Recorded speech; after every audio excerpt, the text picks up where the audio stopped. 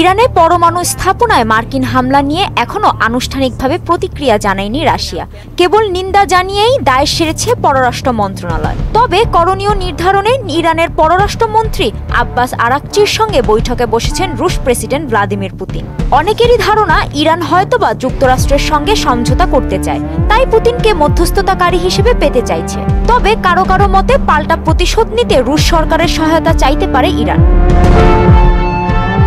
রাশিয়ার নিরাপত্তা পরিষদের উপসভাপতি মেদভেদেভ বলেছেন, বর্তমান পরিস্থিতিতে একাধিক দেশ ইরানকে সরাসরি পারমাণবিক অস্ত্র সরবরাহ করতে প্রস্তুত। ট্রাম্পের সমালোচনা করে তিনি বলেন, যিনি নিজেকে শান্তির দূত বলে প্রচার করেছিলেন তিনি আবারও একটি যুদ্ধ শুরু করলেন। ইরানের পরমাণু স্থাপনায় হামলার কারণ ব্যাখ্যা করেছেন মার্কিন প্রতিরক্ষা মন্ত্রী পিট হেগসেথ। রোববার এক সংবাদ সম্মেলনে তিনি জানান, ওই হামলার লক্ষ্য ছিল শুধু পরমাণু হুমকি ঠেকানো, সরকার পরিবর্তন নয়। এনবিসির Meet the Press with Kristen Welker অনুষ্ঠানে ভাইস প্রেসিডেন্ট জেডি ভ্যান্সও বলেছেন, সংঘাত আরও বিস্তৃত হোক সেটা চায় না যুক্তরাষ্ট্র।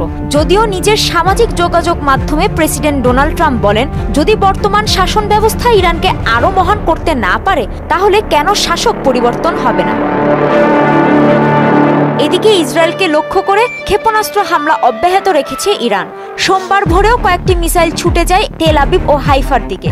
অন্যদিকে তেহরানের দক্ষিণ পূর্ব একটি মিলিটারি কমপ্লেক্সে বিমান হামলা চালিয়েছে ইসরায়েল। এছাড়া মধ্যাঞ্চলে দুটি মিলিটারি সেন্টারে চালানো হামলায় ইসলামী বিপ্লবী গার্ডের অন্তত 9 সেনা নিহত হয়েছে। হামলায় অংশ নেয়া একটি হারমেস ড্রোন ভূপাতিত করেছে ইরান।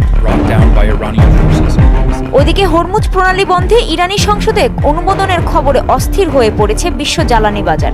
এই প্রণালী দিয়ে বিশ্বজুড়ে মোট অপরিশোধিত তেলের প্রায় 1/5 পরিবাহিত হয়। বাজার বিশ্লেষকরা মনে করছেন, যদি এই প্রণালী দিয়ে তেল পরিবহন অর্ধেক কমে যায় তাহলে ব্রেন্ট তেলের দাম প্রতি ব্যারেল $110 পৌঁছাতে পারে। তেল পরিবহনের গুরুত্বপূর্ণ সামুদ্রিক পথ হরমুজ প্রণালী খোলা রাখতে ইরানকে চাপ দিতে চীনের প্রতি অনুরোধ জানিয়েছে যুক্তরাষ্ট্র।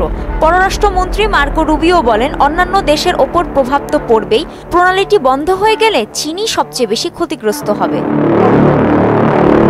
কাজী শাহরিন, মোহনা সংবাদ।